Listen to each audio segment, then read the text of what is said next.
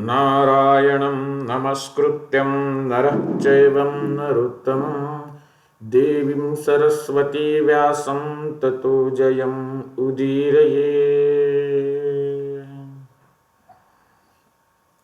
वेदव्यास महाभारत यामधील आपण आदिपर्वणीमधील जी उपपर्वणी आहे चैत्ररथ पर्व त्यामध्ये होतं, ज्यामध्ये चित्ररथ हा गंधर्व अर्जुनाला सांगतोय की एक काय असलं पाहिजे, तुमच्याकडे एक पुरोहित असला पाहिजे. त्यासाठी तो वशिष्ठ महामुनींचं एक आदर्श उदाहरण प्रस्तुत करत होता. मग वशिष्ठ महामुनींचं आदर्श प्रस्थापित करत असताना त्यांच्यासारखा आदर्श पुरोहित पाहिजे हे सांगत असताना अर्जुनाला कुतूहल निर्माण झालं अर्जुनाच्या मनामध्ये की मला आणखी जादा माहिती सांगा वशिष्ठ महामुनींबद्दल. तेव्हा त्यांनी वशिष्ठ महामुनींचं जे चरित्र सांगितलं त्यामध्ये आपण बघितलेलं आहोत की परशुराम हे जन्माने जरी ब्राह्मण असले तरी त्यांच्यात क्षात्रबल कुठून आलं, आणि विश्वामित्र हे जन्माने जरी क्षत्रिय असले तरी त्यांच्यात ब्राह्मबल कुठून आलं हे आपण या आधीच्या भागामध्ये बघितलं आहे. आणि त्याचबरोबर जे विश्वामित्र होते यांनी जेव्हा वशिष्ठांकडे गायीची मागणी केली, नंदिनी गायीची, तेव्हा ते द्यायला तयार नव्हतं. मग जबरदस्ती करून त्यांनी ती गाय नेण्याचा प्रयत्न केला सैनिकांद्वारे, आणि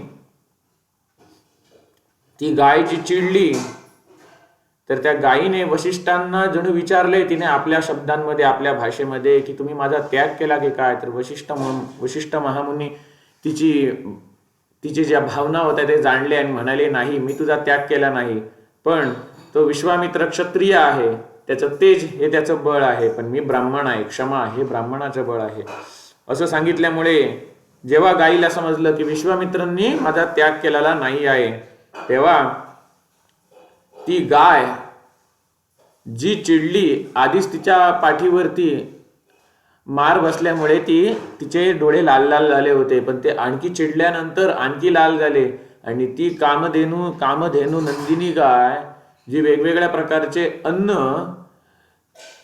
इच्छा प्रकट करील, वशिष्ठ महामुनी जशी इच्छा प्रकट करतील तसे ते उत्पन्न करत होते, त्याच गायीने आता काय उत्पन्न केले, सैनिक उत्पन्न केले, आणि त्या सैनिकांनी 3 योजनपर्यंत विश्वामित्रांच्या सैनिकांना पळवून लावले.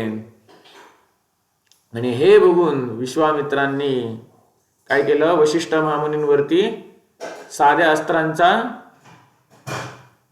शस्त्रांचा काय केला, मारा केला. आणि विश्वामित्रांचे ते अस्त्र येत आहेत, बाण येत आहेत, ते बघून वशिष्ठ महामुनींनी फक्त एकच दांडा घेतला आणि तो अभिमंत्रित करून घरा फिरवला आणि सर्व जे काही बाण होते त्यांचं निवारण केलं. मग विश्वामित्रांनी ऐंद्रास्त्र, वायव्यास्त्र वगैरे वगैरे दिव्यास्त्रांचा मारा केला, आणि वशिष्ठ महामुनींनी ती फक्त तो ब्रह्मदंड होता त्याच्याच सहाय्याने सर्व शस्त्रांचं निवारण केलं, सर्व अस्त्रशस्त्रांचं निवारण केलं.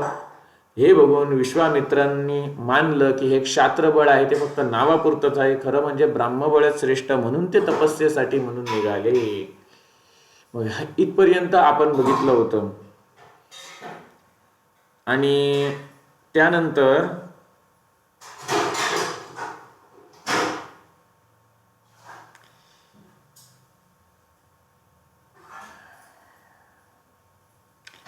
पुढे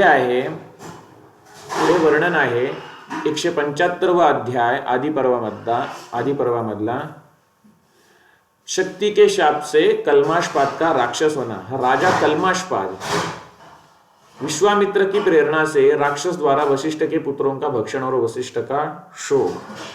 मग सुरुवातीला चित्ररथ गंधर्वाने अर्जुनाला सांगितलं होतं, वशिष्ठ यांनी काम आणि क्रोध यांना वश केल्यामुळे त्यांना वशिष्ठ हे नाव पडले होते. त्यांच्या पुत्रांना विश्वामित्र हे त्यांच्या वशिष्ठांच्या पुत्रांच्या मृत्यूला कारणीभूत होते. तरी पण वशिष्ठांनी कधीही विश्वामित्रांबद्दल वाईट कधी विचार केला नाही. मग अर्जुनाने विचारलं की असं नक्की काय झालं होतं, वशिष्ठांचे जे पुत्र होते ते कशा प्रकारे मारले गेले होते. तेव्हा चित्ररथ गंधर्व सांगू लागला, अर्जुना, अरे एके दिवशी काय झालं की सूर्यवंशातील राजा म्हणजे इक्ष्वाकू वंशीय राजा, ज्याचं नाव काय होतं, मित्रसह हे त्याचं नाव होतं, सुदास राजाचा पुत्र म्हणून तो सौदास या नावाने ओळखला जायचा. तो वनामध्ये जेव्हा शिकार करायला निघाला होता, हिंसक पशूंची शिकार करायला निघाला होता, तेव्हा 2 व्याघ्र त्याने बघितले आणि त्यातील एका व्याघ्राचा त्याने वध केला. आणि त्यावेळेला दोन्ही व्याघ्रांचं रूपांतर भयंकर असं राक्षसामध्ये झालं आणि एका राक्षसाला बाण लागला होता, तो तडफडून मेला. तर त्याच्या बाजूला जो दुसरा राक्षस होता तो म्हणाला, मी माझ्या भावाचा मृत्यूचा बदला घेईन, असा म्हणून तो तिथून पळून गेला. आणि जेव्हा तो राजा पुन्हा आपल्या राज्यात आला तेव्हा एक यज्ञ करायचं त्याने ठरवलं होतं. आणि त्या जे सूर्यवंशी राजा होते म्हणजे इक्ष्वाकू वंशीय राजा होते, त्यांचे पुरोहित कोण, तर वशिष्ठ महामुनी. मग त्यांना जेवण आणि द्यायचे होते. मग तो जो राक्षस होता ज्याने मी राजा तुझा मी बदला घेईन, माझ्या भावाच्या मृत्यूचा बदला घेईन असं ज्याने सांगितलेलं, त्या राक्षसाने काय केलं, ते वशिष्ठांना जे जेवण द्यायचं होतं, ब्राह्मणांना जे जेवण द्यायचं होतं त्यामध्ये मांस मिसळलं. आणि ते जेव्हा ते भोजन वशिष्ठांपर्यंत पोहोचलं तेव्हा वशिष्ठ महामुनी दिव्य दृष्टीने त्यांनी जाणलं की हे जे मला मांस खायला दिलेलं आहे. आणि हे बघून वशिष्ठांनी राजा कल्माशपाद नाही, त्याचं नाव मित्रसह, तर राजा मित्रसह जो सुदास राजाचा पुत्र असल्यामुळे सौदास नावाने ओळखला जायचा, त्या राजाला त्यांनी शाप दिला, अरे राजा, तू मला हे अभक्ष्य खायला दिलेले आहेस, तुझी त्यामध्येच रुची होईल, तू नरभक्षी, तू हिंसक राक्षस बनशील. मला नरमांस घातलं का, तू हिंसक नरभक्षी राक्षस बनशील, असा त्यांनी शाप दिला राजाला. आणि मग राजा म्हणू लागला की नाही, मी असं काही केलेलं नाही. असं केलेलं नाही म्हणजे, तो म्हणतो खरंच मी काही केलं नाही. मग वशिष्ठ महामुनींनी ध्यान लावलं आणि बघतात तर काय, त्यांना जेव्हा ते समाधीमध्ये स्थित झाले तेव्हा त्यांना समजलं की हा एका राक्षसाने घडवून आणलेला प्रकार आहे. आणि मग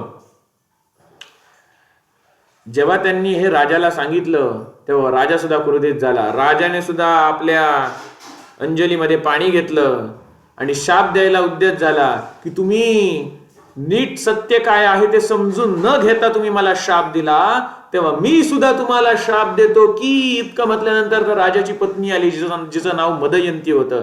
महाराणी मदयंती आली आणि तिने या सौदास राजाला थांबवलं. आणि सुदासचा पुत्र सौदास म्हणजे त्याचं दुसरं नाव काय होतं, काय सांगितलं ते, मित्रसह. या मित्रसह राजाला त्याच्या पत्नीने महाराणीने थांबवलं, जिचं नाव मदयंती होतं. तिने थांबवलं, म्हटलं थांबा, तुम्ही त्यांना शाप देऊ नका. काय झालं तरी ते आपले पुरोहित आहेत, कुळपुरोहित आहेत, कुळगुरू आहेत.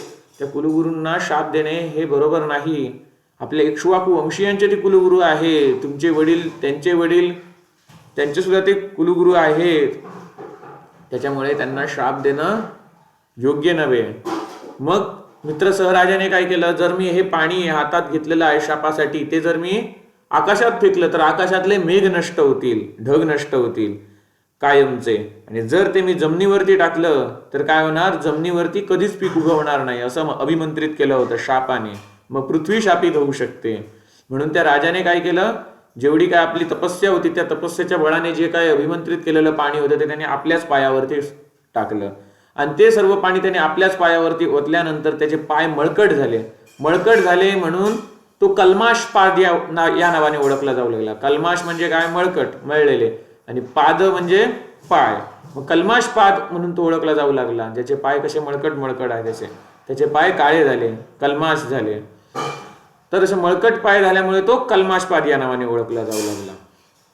म्हणून हा जो अध्याय आहे त्या अध्यायाचं सुरुवात इथे बघा काय म्हटलंय, शक्ती के शाप से कल्माशपाद का राक्षस होना. आता हा शक्ती म्हणजे कोण? शक्ती म्हणजे वसिष्ठ महामुनी यांचे मोठे सुपुत्र, ज्यांचं नाव काय होतं? शक्ती. तर हे शक्ती एकदा वाटेने चालले होते आणि छोटासा रस्ता होता जायला, छोटीशी वाट होती आणि राजा सुद्धा त्याच मार्गाने चालला होता. आणि हे विश्वामित्राने पाहिलं. आता विश्वामित्राला माहिती की हे शक्ती आहे ते वसिष्ठ महामुनींचे पुत्र. आता विश्वामित्राच्या मनात बदला घ्यायचा होता, कारण विश्वामित्रांच्या सगळ्या शस्त्रांचं निवारण एकट्या वसिष्ठ महामुनींनी फक्त एका ब्रह्मदंडाद्वारे केले होते. मग आता करायचे काय? मग विश्वामित्राने काय केलं, एक राक्षस, किंकर नावाचा राक्षस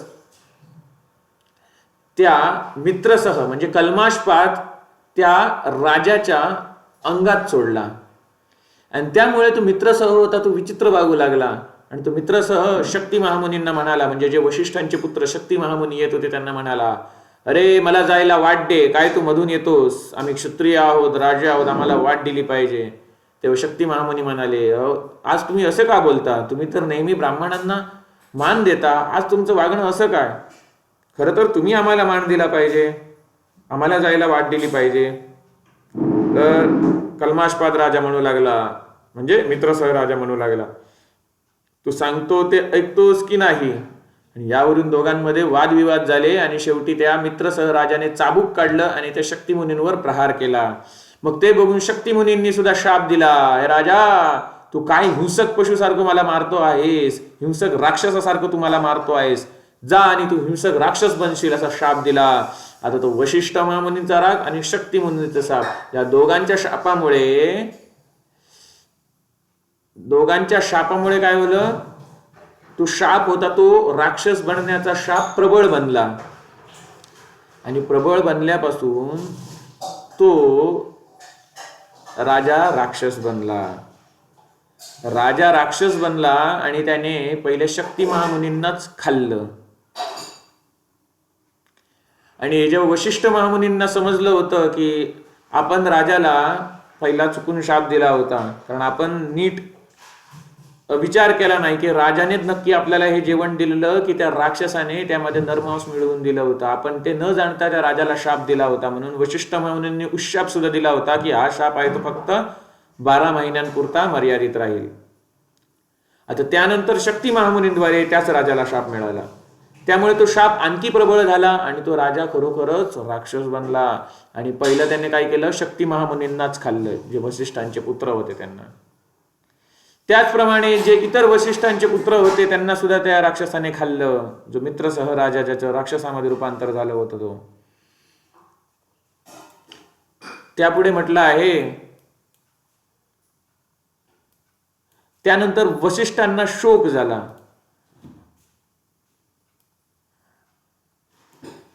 वसिष्ठांना खूप दुःख झालं. दुःख कोणतं?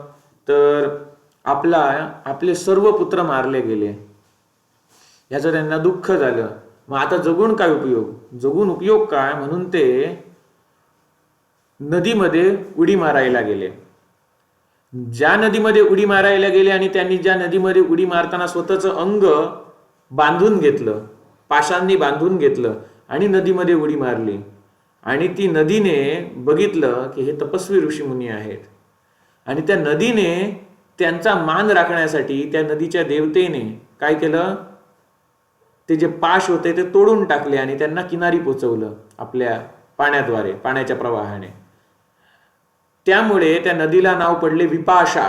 तिने ते जे पाश होते ते तोडून टाकले, म्हणजे पाशापासून यांना मुक्त केलं वशिष्ठांना, म्हणून त्या नदीला विपाशा हे नाव पडलं. त्यानंतर ते दुसऱ्या एका हिमालयातील नदीकडे गेले आणि त्या नदीमध्ये ते डुबकी मारणार होते, जीव देणार होते. त्याच वेळेला ती नदी आहे तिने बघितलं, नदीची देवता आहे तिने बघितलं की हे अत्यंत तेजस्वी वशिष्ठ महामुनी आहेत. म्हणून ती नदी होती ती 100 भागांमध्ये विभागली आणि ती शतद्रू या नावाने प्रसिद्ध झाली. आणि अशा प्रकारे वशिष्ठ महामुनींनी आपला देहत्याग करायचा खूप प्रयत्न केला, पण प्रत्येक प्रयत्नात ते अयशस्वी ठरले. आणि असेच ते परत आपल्या आश्रमावरती आले आणि पुन्हा त्यांना आठवण येऊ लागली आपल्या मुलांची. आणि ते वशिष्ठ महामुनी पुन्हा आता उंच कड्यावरून उडी मारायला जाणार होते. तेवढ्यात त्यांना कोण भेटली? त्यांचा सर्वात मोठा पुत्र होता शक्तिमुनी, त्यांची सहचारिणी धर्मपत्नी यांची भेट झाली. तिचं नाव सांगतो तुम्हाला.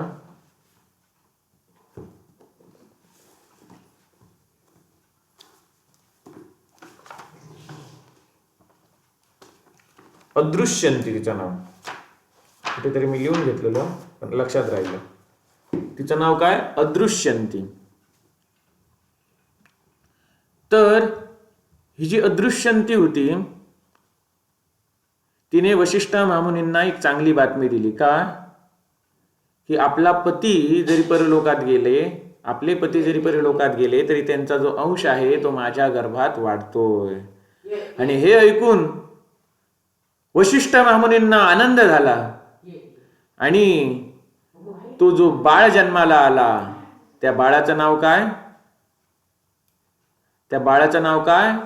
तर त्या बाळाचं नाव म्हणजे काय? पराशर, महर्षी पराशर, जे कोण आहेत वेदव्यासांचे पुढे जाऊन वडील बनले. मग या पराशर या नावाची व्युत्पत्ती कशी झाली ती तुम्हाला दाखवतो.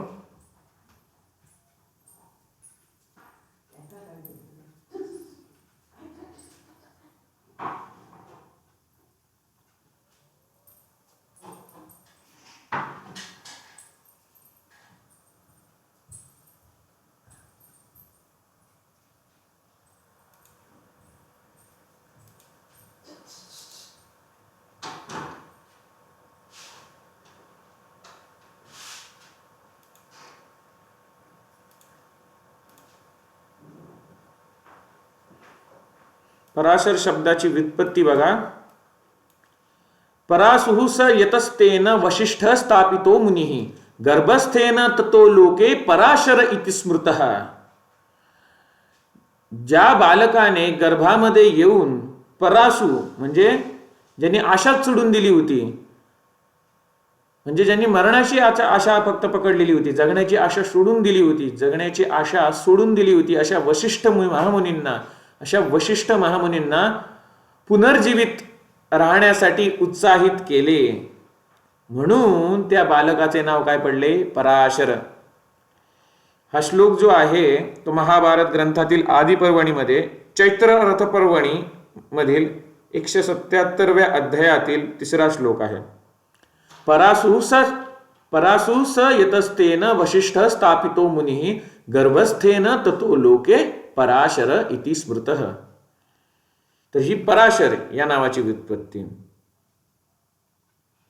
तर जेव्हा आता ही वशिष्ठ महामुनींना चांगली बातमी लागली तेव्हा ते अत्यंत खुश झाले आणि महर्षी पराशर यांचा जन्म झाला. आणि महर्षी पराशर यांचा जन्म झाल्यानंतर त्यांचे पालन पोषण संगोपन, त्यांचे उपनयन संस्कार हे सगळे कोणी केले? वशिष्ठ महामुनींनीच केले. मग छोट्या पराशरला बालपणापासून हेच वाटायचं की ही जी अदृश्यंती आहे ही माझी आई आहे आणि हे वशिष्ठ आहेत हे आपले तात आहेत असं त्यांना वाटायचं. म्हणून छोटे बाळ पराशर वशिष्ठ महामुनींना तात म्हणून हाक मारायचे. पण जेव्हा त्यांना आईकडून समजलं की हे तुझे तात नाहीत तर हे तुझ्या तातांचे तात आहेत, म्हणजे हे तुझे वडील नाहीत तर वडिलांचे वडील आहेत, मग छोटा पराशर म्हणू लागला माझे वडील कुठे आहेत. मग जेव्हा छोट्या पराशरला समजलं, बाळ पराशरला समजलं की माझ्या वडिलांना एका राक्षसाने खाल्लं होतं, त्यांच्या बंधूंना सुद्धा खाल्लं होतं, बंधू बांधवांना सुद्धा त्याच राक्षसाने खाल्लं होतं, तेव्हा ते पराशर अत्यंत क्रोधित झाले आणि त्यांनी एक यज्ञ आरंभलं राक्षसांचा विनाश करण्यासाठी, राक्षसांचं समूळ उच्चाटन करण्यासाठी. असं यज्ञ आरंभलं ज्यामुळे राक्षस सगळे नष्ट व्हायला लागले. आणि त्या ठिकाणी कोण आले? वशिष्ठ महामुनी आले आणि त्यांनी त्या पराशराला सांगितलं, बाबा हे यज्ञ थांबव, का तर त्याचे तुला एक मी इतिहास सांगतो, तो ऐक आणि त्यावरून योग्य तो निर्णय घे. मग वशिष्ठ महामुनींनी नातू पराशरला जो इतिहास सांगितला तो तुम्हाला ऐकवतो. भृगुवंशीय ब्राह्मणांनी धन होतं ते जमिनीखाली लपवून ठेवलं होतं. भृगुवंशी ब्राह्मणांच्या पूर्वजांनी धन जमिनीखाली लपवून ठेवलं होतं. ही बातमी जेव्हा कृतवीर्य राजा होऊन गेला ना, कार्तवीर्य अर्जुन म्हणतात, कार्तवीर्य म्हणजे कृतवीर्याच्या वंशात उत्पन्न झालेला. मग कृतवीर्याच्या वंशातले जे काही राजे होते त्यांमध्ये जेव्हा त्यांना गरज पडली धनाची, तेव्हा त्यांना बातमी लागली की भृगुवंशीयांच्या पूर्वजांनी धन आहे ते गाडून ठेवलेलं आहे. मग त्यांनी भृगुवंशी ब्राह्मणांना विचारलं, कुठे धन आहे ते आम्हाला त्याची गरज आहे सांगा. मग भीतीपोटी काही भृगुवंशी ब्राह्मणांनी दाखवलं, हे बघा धन इथे इथे आहे. ते काही जणांनी ते सांगितलं नाही, लपवूनच ठेवलं. पण खोदकाम चालू असताना एकाला आढळून आलं की भृगुवंशी ब्राह्मणाने एका तिथे धन लपवून ठेवलेलं आहे, अजून आपल्याला सांगितलेलं नाही. मग ही जेव्हा त्या क्षत्रियांना बातमी लागली तेव्हा त्या क्षत्रियांना इतर क्षत्रियांना सांगितलं आणि हे सगळे क्षत्रिय एकत्र आले त्यावेळेचे. म्हणजे ते कुठले क्षत्रिय सांगतोय, कृतवीर्याच्या वंशातले, राजा कृतवीर्याच्या वंशातले ते क्षत्रिय होते. ते एकत्र आले आणि ब्राह्मणांबरोबर त्यांनी ब्राह्मणांवर ते शस्त्र उभार आणि शस्त्राद्वारे त्यांच्यावरती बाण मारायला सुरुवात केली, धनुष्याद्वारे बाण मारायला सुरुवात केली. कितीतरी भृगुवंशी ब्राह्मण त्यामध्ये मृत्युमुखी पडले. तर त्यांचे जे बालक होते त्यांना सुद्धा सोडलं नाही. छोटे छोटे बालक होते त्यांच्यावरती सुद्धा शस्त्र उगारून त्यांचे हातपाय तोडून टाकले. स्त्रिया होते त्यांचे सुद्धा हातपाय तोडून टाकले. आणि त्यांच्यामधली एक ब्राह्मणी होती, ती आपल्या बाळाला घेऊन त्याचा जीव वाचवण्यासाठी धावत धावत जाऊन एका गुहेत जाऊन लपली आणि आपला बाळ मारला जाऊ नये म्हणून तिने आपली मांडी म्हणजे मांडी चिरली आणि मांडीच्या आतमध्ये ती त्या बाळाला लपवायचा प्रयत्न करू लागली. आणि हे सगळं एका दुसऱ्या ब्राह्मणीने बघितलं. हिच्यामुळे आपला जीव धोक्यात नको यायला म्हणून तिने क्षत्रियांना जाऊन सांगितलं की अशी एक भृगुपत्नी आहे, भृगुवंशातील ब्राह्मणांची एक पत्नी आहे, तिथे भृगुवंश वाढतोय तिच्याकडे, तो तिने लपवून ठेवायचा प्रयत्न केला आहे. जेव्हा अशा प्रकारची बातमी त्या क्षत्रियांना लागली तेव्हा सगळे क्षत्रिय त्या भृगुवंशाला नष्ट करायला निघाले, त्या छोट्या बालकाला नष्ट करायला निघाले. आणि त्या गुहेकडे पोचले तेव्हा तिची उरू फाडून तो बाळ बाहेर आला. लपवून ठेवण्याचा प्रयत्न करत होता. उरू फाडून तो बाळ बाहेर आला म्हणून त्याला और्व हे नाव पडले. आणि तो उरू फाडून जेव्हा बाहेर आला तेव्हा त्याच्यामधून एवढं तेज प्रकट झालं की समोर जेवढे कोण क्षत्रिय जमले होते त्या सर्वांची दृष्टी गेली. सगळे आंधळे झाले आणि सगळे ब्राह्मणीकडे विनंती करू लागले की आम्हाला माफ करा, आमची दृष्टी आम्हाला परत द्या, आम्ही या बाळाला काहीही करणार नाही. तेव्हा ती ब्राह्मणी म्हणाली, मला सांगू नका, माफी या बालकाची मागा. आणि त्यांनी त्या बालकाची माफी मागितली आणि त्या बालकाने त्यांची दृष्टी त्यांना परत दिली आणि ते क्षत्रिय तिथून परतले. आणि हा जो और्व होता, बालक और्व, त्याला जेव्हा समजले की यांनी आपल्या बंधू बांधवांना असंच मारलेलं आहे, शस्त्रांनी मारलेलं आहे, त्यांचे किंचाळ्या वगैरे सगळे त्यांना आठवू लागलं. आईने सगळे त्यांना सांगितलं म्हणून त्यांनी एक असं यज्ञ आरंभलं ज्यामध्ये सर्व क्षत्रियांचा संहार होऊ लागला. त्यावेळेला ते भृगुवंशी पूर्वज औरवांसमोर आले आणि त्यांना सांगू लागले की औरव, हे यज्ञ करणं थांबव, कारण आम्हीच मुद्दाम हे सगळं घडवून आणलं होतं. आमच्या पूर्वजांनी मुद्दाम म्हणून हे सगळं धन लपवून ठेवलं होतं. का? कारण आम्ही धर्माचे पालन करत असल्यामुळे आम्ही दीर्घकाळ पृथ्वीवरती टिकत होतो, दीर्घकाळ पृथ्वीवरती राहिलो होतो आणि आम्हाला रोग वगैरे सुद्धा होत नव्हते. कारण त्यावेळेचे कसे योग प्राणायाम हे करायचे, बरोबर, आम्हाला रोगराई नाही, आमची आयु सुद्धा भरपूर झाली होती. आम्हाला काही करून पृथ्वी लोक सोडून स्वर्ग प्राप्त करायचा होता. पण त्याच्यासाठी आम्हाला काहीतरी निमित्त पाहिजे होतं. जर आम्ही आत्महत्या केली असती तर आत्महत्या करणाऱ्याला शुभ लोक प्राप्त होत नाहीत असं महाभारतामध्ये म्हटलंय. त्यामुळे आम्ही काय म्हणजे ते सांगतात, म्हणजे महाभारताची ही जी तुम्हाला सांगतोय मी घटना, त्यामध्ये उल्लेख आलाय. ते पूर्वज होते, त्या औरवाला म्हणाले की आत्महत्या करून चांगला लोक प्राप्त होत नाही, तर अधोगती होते जीवाची.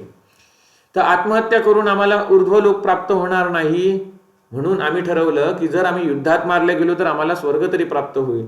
म्हणून युद्धाला काहीतरी कारण बनावं म्हणून आमच्या पूर्वजांनी मुद्दाम म्हणून धन गाडून ठेवलं होतं, ज्याच्यावरून आमच्यात आणि क्षत्रियांमध्ये वादविवाद झाले आणि क्षत्रियांनी आमचा वध केला आणि आम्हाला स्वर्ग प्राप्त झाला, आमची इच्छा पूर्ण झाली. हे युद्ध फक्त निमित्त होतं, मुद्दाम म्हणून आम्ही असे वागत आलो होतो.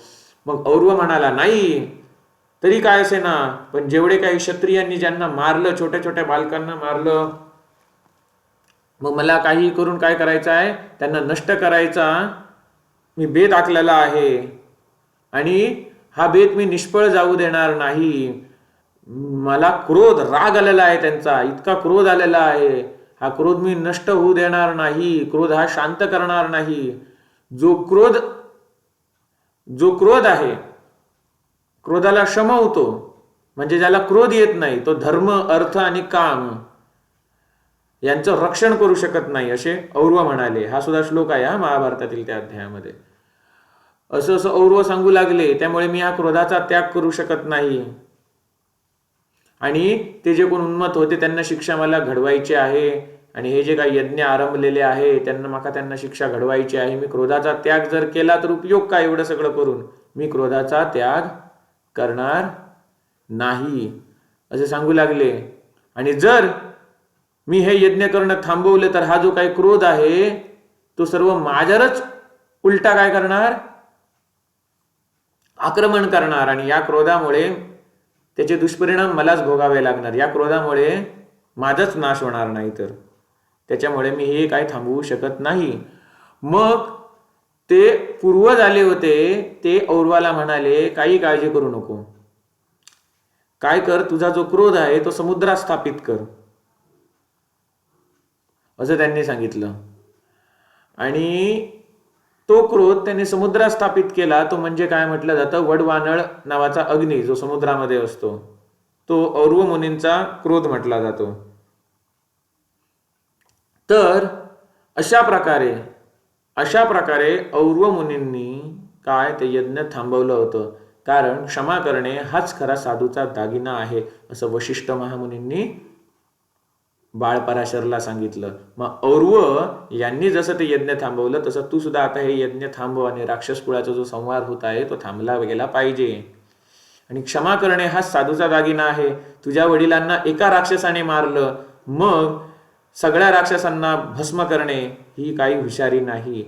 एकाने तुझ्या वडिलांना मारलं ना, एका राक्षसाने तुझ्या वडिलांना मारलं, पण तू किती राक्षसांना मारतोयस याचं भान ठेव, हे बरोबर नाही आहे.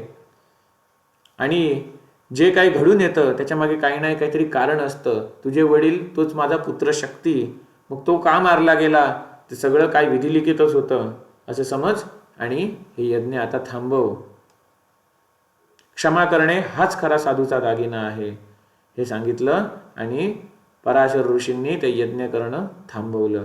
आता बाळ पराशराने ते यज्ञ करणं थांबवलं. त्याच वेळेला विष्णू पुराणामध्ये उल्लेख मिळतो की त्याच वेळेला रावणाचे पूर्वज कोण, पुलत्स्य त्या ठिकाणी आले. पुलत्स्य त्या ठिकाणी आले आणि म्हणू लागले, बाळ पराशर, तू तुझ्या आजोबांचं बोलणं ऐकून जो राक्षस कुळ, राक्षस वंश जो नष्ट होत होता, तो यज्ञ, ज्या यज्ञामुळे राक्षस वंश नष्ट होत होता तो यज्ञ तू थांबवलास. त्यामुळे मी तुला वरदान देतो की तू पुढे भविष्यात पुराण संहितेचा ज्ञाता बनशील आणि परमार्थ तत्वाला खऱ्या अर्थाने जाणशील. तुझी बुद्धी असंदिग्ध राहील.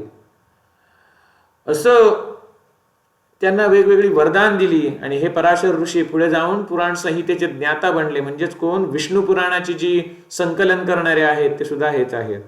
म्हणून व्यासांनी विष्णू पुराण ही जी 18 पुराणे आहेत ती स्वतः लिहिलेली नाही आहेत. व्यासांनी कुठून तरी ऐकलेली आहे त्यांच्या गुरुकडून, त्यांच्या गुरुने त्यांच्या गुरुकडून ऐकली, त्यांच्या गुरुने त्यांच्याही गुरुकडून ऐकलेली आहे. अशी गुरु शिष्य परंपरेने व्यासांपर्यंत आलेली आहे आणि व्यासांनी त्या पुराणांना काय केलं, लिखित स्वरूपात आणायचं काम केलेलं आहे. म्हणून कुठलंही पुराण जर तुम्ही उघडून बघाल तर त्यामध्ये त्याची गुरु शिष्य परंपरा मिळते की आता समजा विष्णू पुराण असेल तर विष्णू पुराण हे पराशर ऋषी मैत्रेयाला सांगतात. मग पराशर सांगतात की मी हे पुराण सारस्वतकडून ऐकलं, सारस्वतने ते पुराण अमुक अमुक व्यक्तीकडून ऐकलं, अमुक अमुक व्यक्तीने ते पुराण तमुक तमुक व्यक्तीकडून ऐकलं. असं असं म्हणत म्हणत ती परंपरा कुठपर्यंत जाते? ब्रह्मदेवाने ते नारदाला ऐकवलं. आणि ब्रह्मदेवाने कुठे ऐकलं? तर साक्षात परमात्माने ब्रह्मदेवाला ऐकवलं. भागवत महापुराण असू दे, विष्णू महापुराण असू दे, अशा प्रकारे या पुराणांची काय आहे? गुरु शिष्य परंपरा आहे. व्यासांनी काय केलं? ते लिखबद्ध करण्याचं काम केलेलं आहे. म्हणून पुराणे सुद्धा कशी आहेत? अनादी आहेत. यजुर्वेदामध्ये एक श्लोक आहे, त्यामध्ये स्पष्ट उल्लेख केलेला आहे उच्चिष्ठ कांडामध्ये की ऋग साम यजुर चारही वेद आणि पुराणे हे सुद्धा काय आलेले आहेत? सृष्टीच्या उत्पत्तीच्या वेळेलाच प्रकट झालेले आहेत, निर्माण झालेले आहेत. फक्त कोणाच्या मुखातून ते प्रकट झाले? गुरुच्या एका गुरुने आपल्या शिष्याला सांगितले, त्यांनी आपल्या शिष्याला सांगितले, त्याने आपल्या शिष्याला सांगितलं. अशा प्रकारे ती गुरु शिष्य परंपरेने लोकांपर्यंत पोहोचलेली आहेत. म्हणून जर कुठलंही पुराण तुम्ही बघाल तर व्यास असं सांगत नाहीत की मीच हे पहिल्यांदा लिहिलं, असं ते कधीच सांगत नाहीत. मी अमुक अमुक व्यक्तीकडून ऐकलं, त्यांनी त्याच्याकडून ऐकलं, त्यांनी आणि कोणाकडून तरी ऐकलं, त्याने आणि कोणाकडून तरी ऐकलं, म्हणता म्हणता असे नारदाने ब्रह्मदेवाकडून ऐकलं आणि ब्रह्मदेवाने परमात्माकडून ऐकलं. अशा प्रकारे ती गुरु शिष्य परंपरा आलेली आहे. तर विष्णू महापुराणाचे संकलन करणारे हे पराशर ऋषी पुढे बनले. आणि हेच पराशर ऋषी ज्योतिषशास्त्रामध्ये विद्वान म्हणून गणले जातात.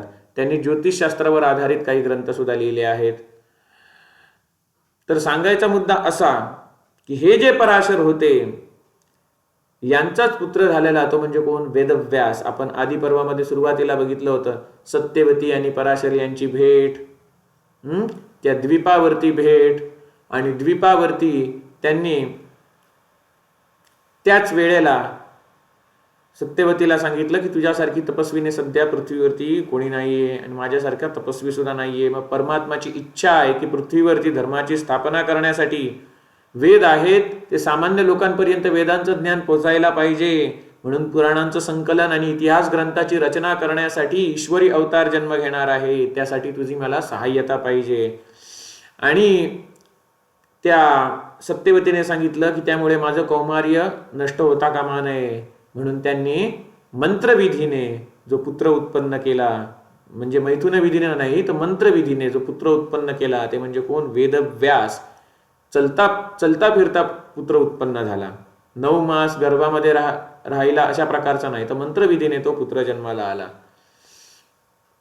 तर सांगायचा मुद्दा असा की हेच ते पराशर ज्यांचा पुत्र कोण झाले? वेदव्यास झाले, ज्यांनी वेदांचा विस्तार केला.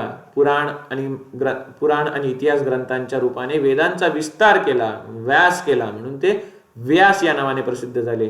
आणि द्वीपावरती त्यांचा जन्म झाला म्हणून द्वैपायन. त्यांचा जो वर्ण होता, शरीराचा जो रंग होता तो सावळा असल्यामुळे ते कृष्ण द्वैपायन वेदव्यास या नावाने प्रसिद्ध झाले. त्यांनीच 3 वर्ष तप करून या महाभारत ग्रंथाची रचना केलेली आहे. आणि ते साक्षात परमात्माचा अंश असल्यामुळे तुम्हाला तो श्लोक माहिती असेल, व्यासाय विष्णू रूपाय. तर सांगायचं तात्पर्य असे की पराशरला वशिष्ठांनी अशा प्रकारे ते राक्षसांची हिंसा करणारे जे यज्ञ होतं ते थांबवायला भाग पडले. आणि अशा प्रकारे 12 वर्षे लोटल्यानंतर वशिष्ठ महामुनी हे येत असताना तिकडून तो कल्माशपाद राक्षसाने बघितलं, जो मित्रसह राजा होता. आणि तो या छोट्या बालकावरती आणि अदृश्यंती यांच्यावरती आक्रमण करायला येत होता. तेव्हा वशिष्ठ महामुनींनी हुंकार करून त्याला जागेवरती थांबवलं, कमंडलूत पाणी घेतलं आणि त्या राक्षसावरती शिंपडलं आणि त्याला शापमुक्त केलं. 12 वर्ष होऊन गेली होती, तो शापमुक्त झाला राजा. आणि राजाने वशिष्ठ महामुनींना विनंती केली की तुम्ही कृपा करून तुम्ही माझा काय केला, मला पूर्वस्थितीत तुम्ही आणलं, त्यामुळे तुमचे भरपूर आभार मानतो आणि तुम्ही काही करून मला एक पुत्र द्या असं सांगितलं. मदयंतीद्वारे माझी पत्नी महाराणी मदयंतीद्वारे एक पुत्र उत्पन्न करा, असं वशिष्ठ महामुनींना सांगितलं. मग ही कथा ऐकल्यानंतर अर्जुनाने चित्ररथ गंधर्वाला प्रश्न केला की राजा मित्रसह, जो कल्माशपाद या नावाने ओळखला जायचा, त्याने वशिष्ठांकडे आपल्या पत्नी दमयंतीद्वारे नियोगविधीने पुत्र प्राप्त करून देण्याची विनवणी का केली? तेव्हा चित्ररथ गंधर्व म्हणाला की जेव्हा राजा 12 वर्षाच्या शापामध्ये ग्रस्त होता, त्या कालावधीत एक वाईट गोष्ट राजाच्या बाबतीत घडली होती. काय? तर राक्षसी आवेशाने युक्त असा राजा जेव्हा जंगलामधून जात होता, वनातून जात होता, त्यावेळेला त्याने पाहिलं की एक ब्राह्मण आणि एक ब्राह्मणी हे जोडपं तिथे होतं आणि पुत्रप्राप्तीच्या इच्छेने, संतान प्राप्तीच्या इच्छेने ते एकत्र आलं होतं. आणि ते त्यांची समागम करण्याची इच्छा चालू असतानाच राजाने, म्हणजे मित्रसह राजाने, जो राक्षसी आवेशात होता, त्याने त्यातील जो पुरुष होता ब्राह्मण, त्याला पकडलं. आणि तेव्हा जी ब्राह्मणी होती ती विनवणी करू लागली की हे राजा, तुम्ही राक्षस नाही आहात, तर तुम्ही इक्ष्वाकू कुलवंशातील तुम्ही महाराज मित्रसह आहात, तुम्ही सुदास राजाचे पुत्र सौदास आहात. काहीही करून तुम्ही माझ्या पतीला मुक्त करा, तुम्ही राक्षस नाही आहात, तर तुम्ही कोण आहात? मित्रसह आहात, तुम्ही तुमचे खरे स्वरूप आठवा. तिने सांगायचा प्रयत्न केला तरी राक्षसी आवेशातील राजाला काही सुधरत नव्हतं. मग ती विनवणी करू लागली, कृपा करून माझ्या पतीला तुम्ही सोडा, पुत्रप्राप्तीच्या इच्छेने, संतान उत्पत्तीच्या इच्छेने आम्ही एकत्र आलो होतो. माझी कामना, माझी जी कामं आहे, कामना अजून तृप्त झालेली नाही आहे. माझ्या पतीला काही करून सोडा. तरी पण हा जो शापामुळे याची बुद्धी मोहित झाली होती राजाची, त्याच्यामुळे त्याला काहीच सुधरत नव्हतं. मग ज्याप्रमाणे वाघ हरणाच्या पिलाला खातो, त्या पद्धतीने त्या राक्षसाने त्या ब्राह्मणाला खाल्लं. आणि हे बघल्यानंतर ती ब्राह्मणी एकदम क्रोधित झाली. इतकी क्रोधित झाली की असं वर्णन आलंय की तिच्या डोळ्यातून जे अश्रू पडले ते जमिनीवरती पडले, ते जणू काही जमिनीवरची पानं भस्मच करतील, इतकी ती क्रोधित झाली. आणि तिने त्या राजा मित्रसह याला शाप दिला, राजा कल्माशपादला शाप दिला. काय? तर हे राजा, मी तुला एवढं सांगायचा प्रयत्न केला की माझी जी इच्छा आहे ती तृप्त झालेली नाही आहे, तरी पण तू माझ्या पतीला खाल्लस. तर लक्षात ठेव, तू सुद्धा जेव्हा पुत्रप्राप्तीचे इच्छेने तुझ्या पत्नी मदयंती बरोबर सहवास करायला जाशील, संयोग करायला जाशील, तेव्हा तुझा सुद्धा मृत्यू होईल.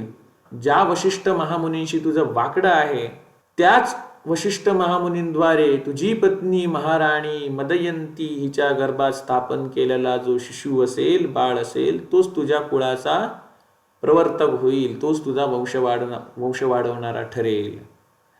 असा तिने शाप दिला आणि ती सती गेली. मग हेच ते कारण होतं. मग चित्ररथ गंधर्वाने अर्जुनाला सांगितलं की तुझ्या प्रश्नाचं उत्तर असं असं आहे. म्हणून मित्रसह राजा जेव्हा शापमुक्त झाला तेव्हा त्यांनी वशिष्ठ महामुनींकडे विनवणी केली की माझी जी पत्नी मदयंती आहे, नियोग विधीद्वारे तुम्ही गर्भस्थापन करा आणि आम्हाला पुत्र द्या. त्याचे कारण हे आहे, कारण मदयंतीनेच या राजाला आठवण करून दिली होती की काहीही करून तुम्ही कामनेचा वश होऊन मला स्पर्श करू नका, नाहीतर ब्राह्मणीचा शाप खरा ठरेल.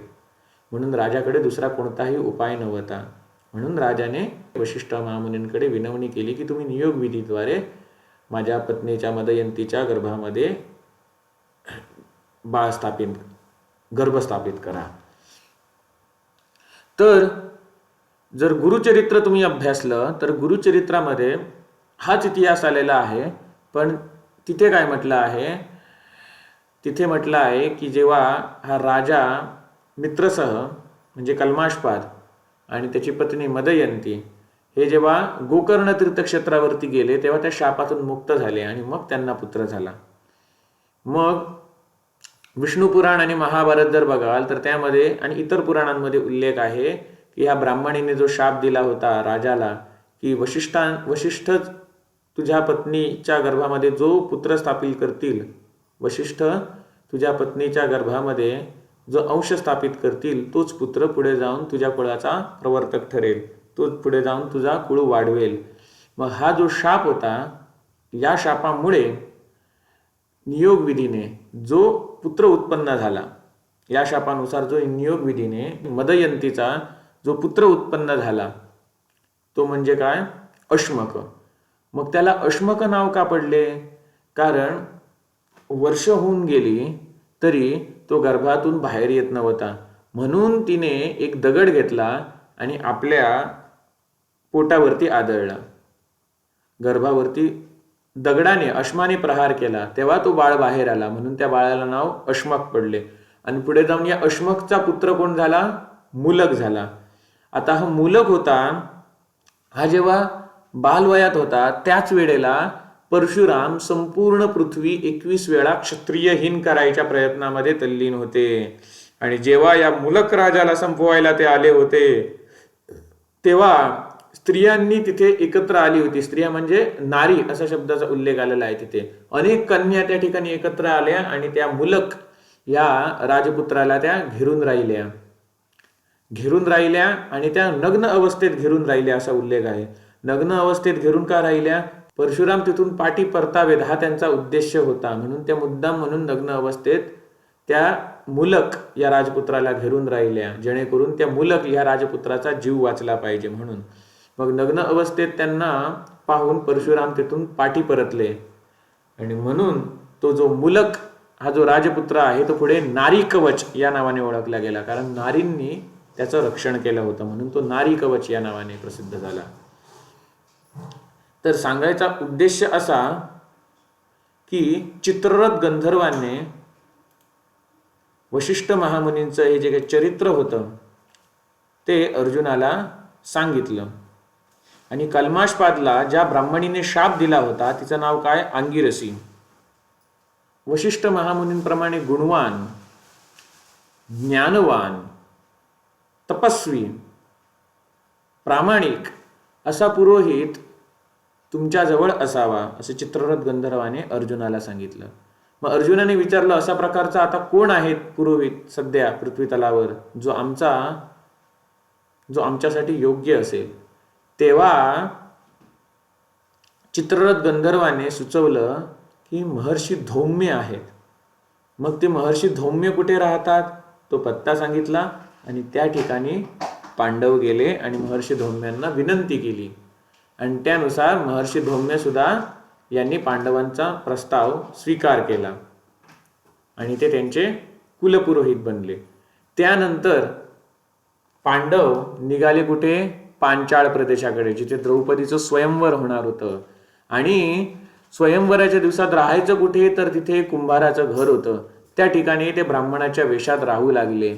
आणि मग जेव्हा द्रौपदी स्वयंवराची तारीख आली, ती तिथी काय होती हे सुद्धा मी तुम्हाला सांगितलेलं आहे.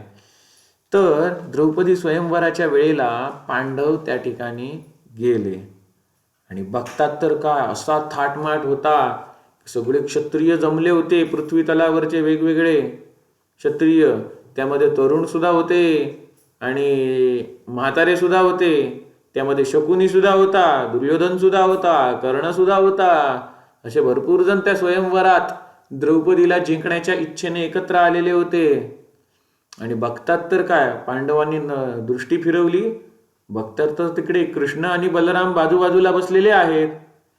मग अर्जुनाने कृष्णाला बघितलं आणि कृष्णाने अर्जुनाला बघितलं. मग दोघेही डोळ्यांनी एकमेकांना खुणावू लागले. तेव्हा अर्जुन जणू कृष्णाला विचारू लागले की काय रे, इतक्या तुझ्या पत्नी आहेत, इतक्या बायका आहेत, तरी परत इथे स्वयंवराला आलास, स्वयंवर जिंकायला? मग कृष्ण सुचवू लागला कुणेनेच, नाही माझ्यासाठी नाही, तुझ्यासाठी म्हणून. आणि असे त्यांच्या डोळ्यातल्या डोळ्यात व्यवहार चालले होते खुणांचे. कारण ही द्रौपदी होती, तिचं खरं नाव काय? कृष्णा. तिचा वर्ण सावळ्या रंगाचा म्हणून तिचं खरं नाव काय? कृष्णा. आणि ती कशी प्रकट झाली होती? यज्ञवेदीतून प्रकट झाली होती, म्हणून तिला याज्ञसेनी द्रौपदी म्हणतात. आणि तिच्याबरोबर जो प्रकट झालेला धृष्टद्युम्न होता, त्याने नियम सांगायला सुरुवात केली. स्वयंवराचा नियम काय? तर टीव्ही सिरियल मध्ये दाखवलं जातं की वरती एक मासा बांधलेला असतो, तो गोल गोल यंत्राद्वारे फिरवला जात असतो, खाली पाणी ठेवलेलं असतं, मग पाण्यामध्ये त्या मासाचं प्रतिबिंब बघायचं आणि असा करून धनुष्यबाण वरती मारायचा. तर मूळ महाभारतामध्ये तसा उल्लेख नाही आहे. तर मूळ महाभारतामध्ये काय सांगितलेलं आहे की असं पाणी वगैरे खाली काही ठेवलेलं नव्हतं, पाणी वगैरे खाली काही ठेवलेलं नाही होतं.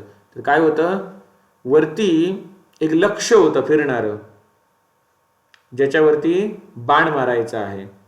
आणि ते लक्ष्य आणखी एक त्याच्या पुढे एक छिद्र होतं, ते छिद्र यंत्राद्वारे गोल गोल फिरवलं जात होतं आणि त्या छिद्रातून बाण गेला पाहिजे आणि त्या लक्ष्याला भेदलं पाहिजे, अशा प्रकारची ती अट होती मूळ महाभारतानुसार. मूळ महाभारत वेदव्यास महाभारतानुसार. श्लोक दाखवतो तुम्हाला तो.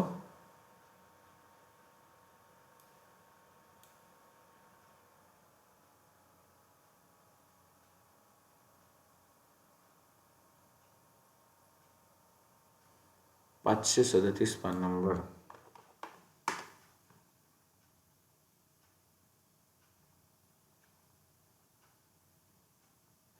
किती जण आले होते बघा युद्धाला. द्रौपदीला धृष्टद्युम्न तिचा भाऊ सांगतोय, बघ किती भूमिपाळ इथे आलेले आहेत, किती राजा आलेले आहेत बघा, तिकडे बघ गांधारराज सुबलचा पुत्र शकुनी, वृषक व बृहद्बल बसलेले आहेत. गांधार राजाचे सगळे पुत्र इथे आलेले आहेत, अश्वत्थामा आणि भोज, हे 2 तेजस्वी आणि संपूर्ण शस्त्रधारींमध्ये श्रेष्ठ आहेत. तुझ्यासाठी ते दागिने वगैरे घालून वगैरे सजून वगैरे आलेले आहेत. राजा बृहंत, मणिमान, दंडधार, सहदेव, जयत्सेन. आता हा सहदेव म्हणजे कोण? जरासंधाचा पुत्र, त्याचं सुद्धा नाव सहदेव. जयत्सेन, राजा मेघसंधी आपल्या दोन्ही पुत्रांसहित शंख आणि उत्तर या दोघांबरोबर आलेला आहे. आता आपल्या दोन पुत्रांसहित शंख आणि उत्तर सहित राजा विराट आलेला आहे. हा विराट राजा, ज्याच्याकडे पांडवांनी पुढे अज्ञातवासासाठी याच्याकडे राहिले होते, हाच तो विराट राजा. आणि हा शंख आणि हे उत्तर आहेत, हे दोन्ही महाभारताच्या युद्धामध्ये मारले गेले होते, सांगेन तुम्हाला पुढे. त्यानंतर वृद्धक्षेम राजाचे पुत्र सुशर्मा, राजा सेनाबिंदू, सुकेतू, त्याचे पुत्र सुवर्चा, सुचित्र, सुकुमार, वृक्ष, सत्यधृती, सूर्यध्वज, रोचमान, नील, चित्रायुध, अंशुमान, चेकितान, महाबली, श्रोणीमान, समुद्रसेन के प्रतापी पुत्र चंद्रसेन, जलसंध, विदंड और उनके पुत्र दंड, पौंड्रक, वासुदेव. पौंड्रक वासुदेव म्हणजे कोण होता? हा स्वतःला विष्णूचा अवतार समजायचा आणि कृष्णाला सांगायचा की तू खरा विष्णू नाही आहेस, तर मी खरा विष्णू आहे. आणि तो शंखचक्र पद्मगदा धारण करून फिरायचा पौंड्रक वासुदेव, आणि सगळ्यांना सांगायचा की मी विष्णू आहे, मी परमात्मा आहे. आणि एक दिवस त्याने खऱ्या कृष्णाला पत्र लिहून पाठवलं द्वारकेमध्ये. काय तर, तू खरा विष्णू नाही आहेस, तर मी खरा विष्णू आहे. तू जे काही शंखचक्र पद्मगदा धारण करतोस ते सगळं सोडून दे. आणि असा संदेश पाठवला दूताद्वारे, आणि त्या दूताने संदेश वाचून दाखवला आणि भगवंतानी त्या दूताकडे याचे उत्तर पाठवले की काय, महाराज पौंड्रक, तू सांगतोस की मी हे शंखचक्र पद्मगदा तुझ्यावरती सोडून देऊ, ठीक आहे, मी तुझ्यावरती तुझ्या दिशेने हे शंखचक्र पद्मगदा सोडून देईन. आणि युद्धासाठी पौंड्रक वासुदेव आणि वासुदेव कृष्ण एकत्र आले, समोरासमोर आले. आणि भगवंतांनी सांगितलं, हे बघ पौंड्रक, तू सांगितल्याप्रमाणे मी माझे शंख चक्र गदा मी तुझ्या ठिकाणी तुझ्यावरती सोडत आहे. आणि जे शंखचक्र गदा त्याच्यावरती सोडली, भगवंतांनी जे चक्र सोडलं ते चक्र सरळ गेलं आणि त्याचा भार त्या पौंड्रकला सहन झाला नाही आणि त्या पौंड्रकचा वध झाला. आणि त्या पौंड्रकचा मित्र होता एक काशी नरेश, काशीचा राजा, पौंड्रकला सहाय्य करायला आला होता. तर त्याचा सुद्धा शिरच्छेद सुदर्शन चक्राने केला आणि त्याचं जे मुंडकं होतं ते मुंडकं कुठे पडलं तर काशी या प्रदेशात जाऊन पडलं. आणि त्या राजाचा मुलगा होता, त्याला समजलं. तेव्हा त्याने काय केलं, एक भयंकर अशी कृत्य उत्पन्न केली आणि सांगितलं, जा आणि द्वारकेचा नाश कर, त्या कृष्णाला मार. आणि ती कृत्य जणू काही अशी गेली, सगळं काही भस्म करत जात होती ती. आणि जेव्हा भगवान कृष्णांनी तिच्यावरती सुदर्शन चक्र सोडलं, तेव्हा त्या सुदर्शन चक्राने त्या कृत्याची पाठ घेतली आणि कृत्या परत घाबरत घाबरत घाबरत घाबरत पुन्हा काशी क्षेत्रात आली. आणि जे तिथले सैनिक होते, त्या सैनिकांनी त्या सुदर्शन चक्रावरती आपापले बाण वगैरे सोडायचा प्रयत्न केला, पण सुदर्शन चक्राने सगळे बाण कापून टाकले आणि त्या कृत्याचे सुद्धा तुकडे तुकडे करून टाकले. आणि पुन्हा ते सुदर्शन चक्र भगवान कृष्णांच्या हातामध्ये आले.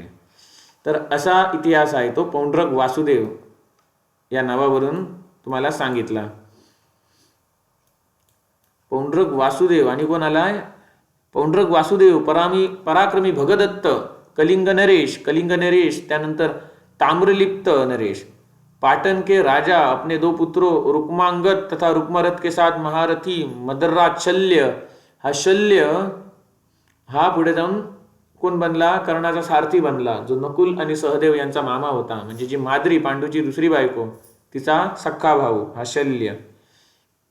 कुरुवंशी सोमदत्त तथा उनके 3 महारथी शूरवीर पुत्र भूरी, भूरिश्रवा और शल, कांबोज देशीय सुदक्षिण, पूर्ववंशीय दृढधन्वा, असे अनेक राजे आलेले होते. महाबली सुषेण, उशिन नरदेशीय शिबी तथा चोर डाकुओं को मार डालने वाले कारुषाधिपती भी यहाँ आए हैं. इधर संकर्षण. आणि आता लग्न बघायला कोण कोण आलेले आहेत, इधर संकर्षण म्हणजे कोण, संकर्षण नाव हे बलरामाला का पडले, तुम्हाला सांगितलं होतं ना, देवकीच्या गर्भातून त्याचं आकर्षण केलं आणि रोहिणीच्या गर्भामध्ये मायेने तो स्थापन केला, तेव्हापासून त्याला संकर्षण हे नाव पडले. आणि वासुदेव म्हणजे श्रीकृष्ण, म्हणजे वसुदेवाचा पुत्र वासुदेव. रुक्मिणी नंदन पराक्रमी प्रद्युम्न, साम चारुदेशन प्रद्युम्न कुमार अनिरुद्ध, श्रीकृष्ण के बडे भाई गद, अक्रूर. आता प्रद्युम्न म्हणजे कृष्णाचा मुलगा. अक्रूर, सात्यकी, परम बुद्धिमान उद्धव, हृदिक पुत्र कृतवर्मा, पृथु, विपृथु, विदुरथ, कंक, शंकु, गवेषण, आशाव, अनिरुद्ध, शमीक, सारिमेजय, वीर, वातपती, झिल्लीपिंडारक तथा पराक्रमी उशिनर ये सब वृष्णीवंशी कहे गए हैं. असे वृष्णीवंशी तिथे लग्न बघायला आले होते. त्या भगीरथ वंशी बृहच्छत्र, सिंधुराज, जयद्रथ, बृहद्रथ, बार्हिक, महारथी, श्रुतायू, उलुक म्हणजे कोण, शकुनीचा पुत्र, त्याचं नाव उलुक, राजा कैतव, चित्रांगद, शुभांगद, बुद्धिमान वत्सराज, कौशल नरेश, पराक्रमी शिशुपाल तुम्हाला माहितीच असेल, तो काय सांगायची गरज नाही, तथा जरासंध, ये तथा और भी अनेक जनपदों के शासन भूमंडल के विख्यात बहुत से क्षत्रिय वीर तुम्हारे लिए यहाँ पधारे हैं. भद्रे, ये पराक्रमी नरेश तुम्हें पाने के उद्देश्य से इस उत्तम लक्ष्य का भेदन करेंगे. शुभे, जो इस निशाने को वेद डाले उसी का आज तुम वरण करना, हे सांगितले. आणि हे आता लग्न बघण्यासाठी कोण कोण आले होते, रुद्र, आदित्य, वसु, अश्विनी कुमार, समस्त साध्यगण तथा मरुदगण, यमराज और कुबेर को आगे करके अपने अपने विमानों पर बैठकर सभी देवता लोग वहां आए थे. मग देवता सुद्धा तिथे अदृश्य रूपात ही स्पर्धा बघायला आले होते, कोण जिंकणार. दैत्य, सुपर्ण, नाग, देवर्षि, गुह्यक, चारण तथा विश्वावसु, नारद और पर्वत आदि प्रधान गंधर्व भी अप्सराओं के साथ वहां आकाश में उपस्थित हो गए स्वयंवर बघण्यासाठी. हा सगळा प्रसंगाचं वर्णन आलेलं आहे. मग तिथे काय करायचं होतं, तुम्हाला श्लोक दाखवायला आलो होतो. ते यंत्र कसं होतं तो हा बघा, हा सांगतोय, यहाँ आए हुए भूपालगण, आप लोग ध्यान देकर मेरी बात सुने. यह धनुष्य है और यह बाण है और यह निशाना है. आप लोग आकाश में छोड़े हुए 5 पहने बाणों द्वारा उस यंत्र के छेद के भीतर से लक्ष्य को वेदगर गिरा दे. म्हणजे काय, जे लक्ष्य आहे त्याला मारायचं आहे, लक्ष्य आहे त्याला, पण ते कशाद्वारे, ते एक यंत्र आहे, त्या यंत्राला एक छिद्र आहे आणि ते यंत्र आहे ते फिरत आहे, ते छिद्र फिरत आहे आणि त्या छिद्राच्या मधून बाण जाऊन त्या लक्ष्याला गाठला पाहिजे. अशा प्रकारे काय आहे, नियम आहे. मग इथे काय पाण्यात बघून प्रतिबिंब बघून बाण मारायचा असा काही उल्लेख नाही आलाय. इथे द्रुपद राजा सुद्धा घोषणा करतो, जो वीर इस धनुष्य पर प्रत्यंचा चढ़ाकर इन प्रस्तुत बाणों द्वारा ही यंत्र के छेद के भीतर से इसे लौंग कर लक्ष्य वेध करेगा वही मेरी पुत्री को प्राप्त कर सकेगा. म्हणजे काय, यंत्र फिरत आहे, त्याला छिद्र आहे, त्या छिद्रामधून लक्ष्य वेध करायचा आहे असं आहे. मग ते कसं कसं सजवलं गेलं होतं, जे रस्ते होते त्यांच्यावरती पाण्याने सिंचित केले होते, स्वच्छ केले होते रस्ते, फुलांची माळा लावलेली होती, कसं डेकोरेशन सगळं केलं होतं, सगळं इथे वर्णन आहे. ऋषीमुनी वगैरे ते बघायला आले होते. भिन्न भिन्न देशों से कितने ही महाभाग ब्राह्मणों ने भी पदार्पण किया था. महामना राजा द्रुपद ने वहां पधारे हुए नरपतियों म्हणजे राजांना भली भांति स्वागत सत्कार एवं सेवा पूजा की. तत्पश्चात वे सभी नरेश स्वयंवर देखने की इच्छा से वहां रखे हुए मंचों पर बैठे. उस नगर के समस्त निवासी भी यथास्थान आकर बैठ गए. उन सब का कोलाहल शुद्ध हुए समुद्र के भयंकर गर्जना के समान सुनाई पडता था. सर्वांचा कोलाहल. आणि हे जेव्हा आता हे स्वयंवरासाठी सर्वजण प्रयत्न करू लागले, तेव्हा कोणी कोणी प्रयत्न केले लक्ष्यभेद करण्यासाठी.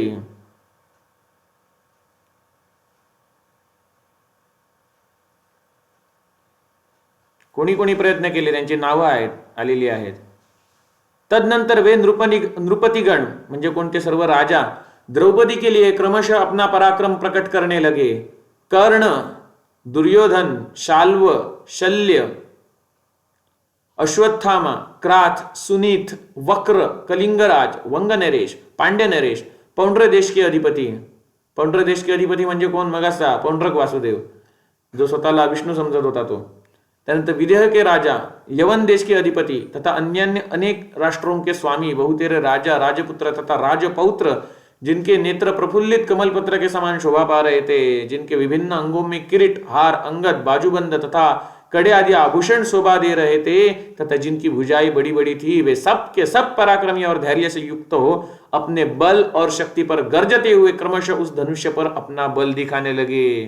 हे सगळेजण, कर्ण, दुर्योधन, शाल्व, शल्य, अश्वत्थामा हे सर्वजण. आणि मग काय झालं? परंतु वे उस सुदृढ़ धनुष्य पर हाथ से कौन कहे, मन से भी प्रत्यंचा चढ़ा न सके. म्हणजे ज्या ज्या वीरांची इथे नावं आलेली आहेत, कर्ण, दुर्योधन, शाल्व, शल्य, अश्वत्थामा वगैरे वगैरे, हे सर्व हे काय हातान प्रत्यंचा लावणे तर सोडा, हे मनान सुद्धा प्रत्यंचा लावू शकले नाहीत असा महाभारतामध्ये स्पष्ट उल्लेख आहे. त्यानंतर काय झालं त्यांचं? तर अपने बल, शिक्षा और गुण के अनुसार उस पर जोर लगाते समय वे सभी नरेंद्र उस सुदृढ़ एवं चमचमाते हुए धनुष के झटके से दूर फेंक दिए गए. म्हणजे काय झालं? तो धनुष्य होता चमकणारा, तेव्हा काय झालं? ते सगळे जोर लावायला जात होते, त्याच वेळेला त्यांना झटका लागत होता आणि ते दूर फेकले जात होते. त्याच्यामुळे त्यांचा जो उत्साह होता तो समाप्त होत होता. त्यांचे जे किरीट म्हणजे मुकुट आहेत ते पडत होते, किरीट, हार हे जमिनीवरती पडत होते, घसरून पडत होते. आणि मग ते मोठे मोठे श्वास घेऊन दमल्याप्रमाणे, थकल्याप्रमाणे होऊन ते आपल्या आसनावरती पुन्हा बसत होते. आणि ते ज्यांचे ज्यांचे धनुष्याचा ज्यांना झटका लागला आणि ज्यांचे हार, बाजूबंद, कडे, आभूषण हे दूर पडले, ते सर्व नरेश, ते सर्व जे कोणी हे होते, नरेश होते म्हणजे राजा होते, ते द्रौपदीला प्राप्त करण्याची आशा त्यांनी सोडून दिली आणि ते व्यथित होऊन हाहाकार करू लागले. मग त्यानंतर जो सिरियल मध्ये दाखवला जातो की कर्ण तिथे उठला आणि मग त्याने तो धनुष्य उचलायचा प्रयत्न केला. मग बोलली द्रौपदी की मी सूतपुत्राला वरण करणार नाही, सूतपुत्राला बरोबर मला विवाह करायचा नाही आहे. तो श्लोक आहे तो प्रक्षिप्त आहे. इथे बघा, इथे स्टार दिलेला आहे. स्टार दिले आणि तिथे अर्थ सांगितला. कर्ण द्वारा प्रत्यंचा और बाण चढ़ाने की बात दाक्षिणात्य पाठ में कही नहीं है. भांडारकर की प्रति में भी मुख्य पाठ में यह वर्णन नहीं है. भांडारकर की प्रति में माने काय? जे बोरी क्रिटिकल एडिशन आहे, भांडारकर ओरिएंटल रिसर्च इन्स्टिट्यूट यांनी 50 वर्ष महाभारताचं अध्ययन केलं. मला वाटतं 1906 पासून त्यांनी सुरुवात केली असेल. त्यांनी 50 वर्ष 1906 ते 1956 वाटतं त्यांनी 50 वर्ष महाभारत ग्रंथांचं अध्ययन केलं. काय तर जगात ज्या ज्या ठिकाणी महाभारत ग्रंथांचे जुने जुने प्राचीन हस्तलिखित आढळतात त्यांचे त्यांनी एकत्र केलं, त्यांच्यावरती अभ्यास केला आणि त्यांना या सर्व प्रतींमध्ये जे श्लोक कॉमन आढळून आले ते त्यांनी काय मानले, ऑथेंटिक मानले, प्रामाणिक मानले. आणि असा श्लोक जो 100% प्रतींपैकी फक्त 0.5% प्रत किंवा 1% प्रत किंवा 1.5-2% प्रतीतच आढळतो, उरलेल्या 98% हस्तलिखितांमध्ये आढळत नाही, तो श्लोक त्यांनी प्रक्षिप्त मानला. मग त्यानुसार कर्ण के द्वारा प्रत्यंचा और बाण चढ़ाने की बात दाक्षिणात्य पाठ में कहीं भी नहीं है. भांडारकर की प्रति में माने बोरी क्रिटिकल एडिशन में मुख्य पाठ में यह वर्णन नहीं है. नीलकंठी पाठ में भी इससे पूर्व श्लोक 15 में तथा उत्तर श्लोक 18 श्लोक 7 श्लोक 4 एवं 19 में भी ऐसा उल्लेख है कि कर्ण धनुष्य पर प्रत्यंचा और बाण नहीं चढ़ा सका था. इससे यही सिद्ध होता है कि कर्ण ने बाण नहीं चढ़ाया था. म्हणजे कर्णाने बाण चढवायला गेले आणि द्रौपदी सांगते मी सूतपुत्राबरोबर विवाह करणार नाही, हे प्रक्षिप्त आहे, ते म्हणजे इंटरपोलेटेड आहे, मूळ नाही. कारण मूळ महाभारतात कितीतरी वेळा श्लोक आलेले आहे की ज्यामध्ये स्पष्ट म्हटले आहे की कर्ण त्या प्रत्यंचा चढवू शकला नाही धनुष्यावर. इथे ज्या ज्यांची नावं आलेली आहेत ना बघा, सुरुवातच झाली कर्णापासून. कर्ण, दुर्योधन, शाल्व, शल्य, अश्वत्थामा या सर्वांनी तो धनुष्य उचलायचा प्रयत्न केला, पण त्या सर्वांना झटका लागला आणि ते दूर फेकले गेले. त्यांचे किरीट म्हणजे मुकुट, अंगावरचे दागिने, हार इतरत्र जमिनीवरती पडले. एवढा मोठा त्यांना झटका लागला. एवढंच नाही तर पुढे जाऊन सुद्धा वर्णन आलेलं आहे, पुढे सुद्धा आणखी काही वेळा वर्णन आलेलं आहे ज्यामध्ये स्पष्ट म्हटलं आहे की जे जे कोण राजा त्या धनुष्यावरती प्रत्यंचा चढवू शकले नाही त्यामध्ये कर्ण सुद्धा होता. म्हणजे ते श्लोक तुम्हाला दाखवतो.